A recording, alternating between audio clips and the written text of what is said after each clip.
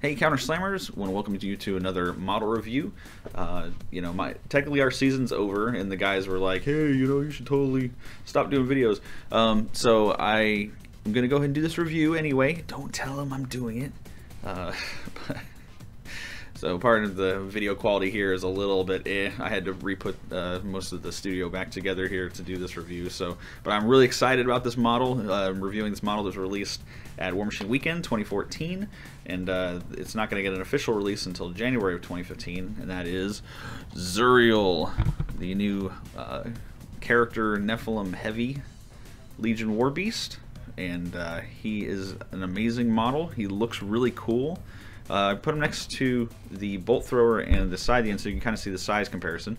He seems like he's sort of like a medium base model on a large base, and he's definitely very top heavy. You have to be careful when you're attaching him to the base. I actually had to put some weights underneath the plastic base that he came with so that he doesn't tip over, which unfortunately happens a lot with my Epic Absolonia. I hate to see it happen to this model. He looks amazing. I was putting him together, and he's part metal, part resin, and he's fairly lightweight. So again, like I said, with the way that he kind of stands on the base, you might want to consider putting some type of weight onto him to make sure that he doesn't tip over, because I can see that happening a lot on tables, people getting upset because their model's going to get chipped. So anyway, let's get into his card, his stats, his abilities, and see what he's got to offer Legion. Again, I'm very excited for this beast here, and I'll tell you why. He's a 4 Fury Beast with a 10 threshold. He costs 10 points, so he costs about the same as a Ravagore. And so, but he's the cheapest character that we have in Legion. His speed is 6, his strength is 11, mat 7, rat 5, defense 12, armor 19, and command 9. I do like his defensive stats. He's a little bit harder to hit, and actually a little bit harder to damage than any other heavy that we have, which I think is pretty cool. I'm glad to see that he has armor 19, although you wouldn't guess that by looking at him versus the other heavies.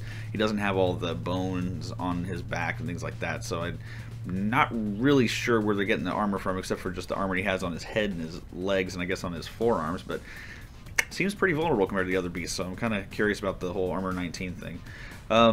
His mat and rat are pretty good. Mat 7, rat 5 is pretty fantastic, I think, for our war beasts, and so he's definitely going to be good at hitting things. He has 3 attacks. He has a range 8 spray that does have a rate of fire 2. It causes it's POW 12, and it is fire damage, and it causes continuous fire to whatever it hits. Pretty nice. A lot of our beasts that have sprays don't tend to cause continuous fire, but his do. And he has his 2 swords there. They're called War Blades, and they are POW 16s. I'm curious as to why they didn't give him reach, considering that his sword is actually, I think, longer than the Nephilim soldier's sword that he's holding. I know model doesn't mean fluff or rules or anything like that, but it just kind of just interested me that they didn't go that route and actually give him reach.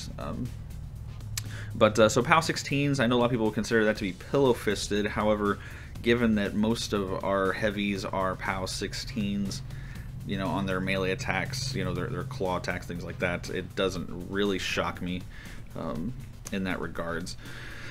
His abilities on the back, before I get into his animus, let's talk about his other abilities. He has an affinity with Rias and Saren, and with Rias, he gets, as long as he's in her control area, he gets stealth, which, hey, a heavy war beast with stealth is pretty impressive.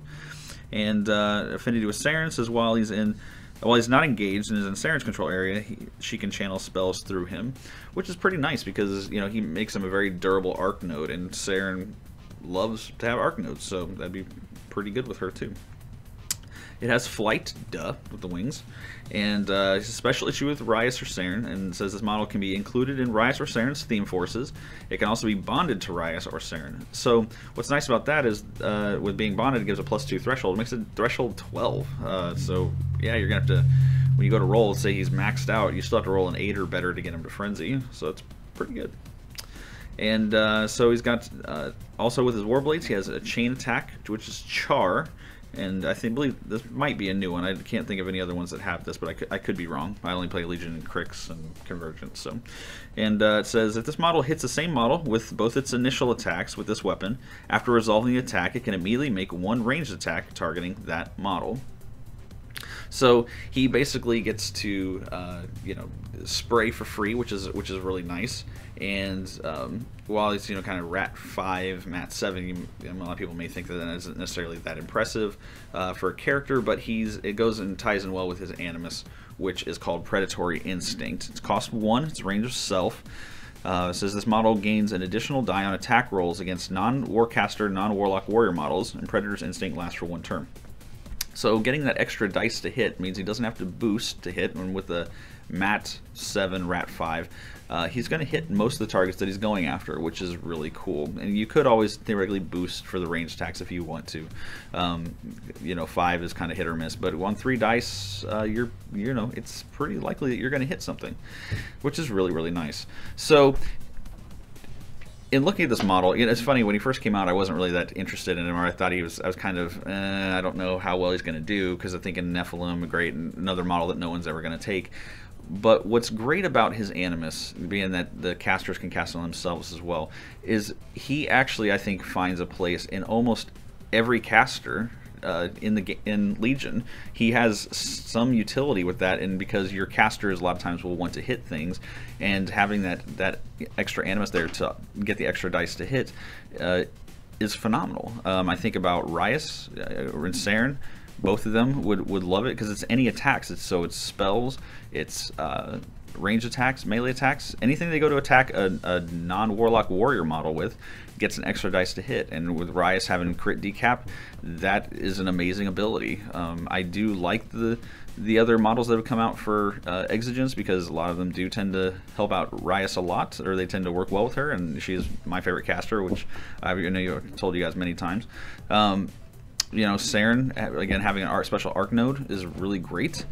And, you know, I mean, I've heard people talk about taking him with the 3rd Lilith, E-Lilith, P-Lilith. You know, I've even found a list with Bethane and Belphegor that I think could work really well with him. So he really is sort of a great utility piece for almost every caster. And I think, honestly, you're going to see him in at least one list that everybody takes for, you know, tournaments from here on out, because he's just a great backup piece. He's a good model to take out infantry and beasts. He hits, you know, just hard enough, I think, that he can really take out some of the heavier beasts that are coming at him, and he's just overall an incredible model. I think he's going to do well. I think people are going to really like him a lot. I can't wait personally myself to get him on the table tomorrow. It'll be my first time playing him, but like I said, I've been looking at his abilities and the casters he could go with, and I have a list for every single caster to use him, and I think he'll fit really well with all of them. If I know not a lot of people have had a chance to play him yet, because he just was released over the weekend. But if you have had a chance to play with him yet, let us know, I guess, in the comments below, like what lists you take him with, which casters you run him with, maybe some other combos that maybe work well with him that we haven't heard of or thought of yet.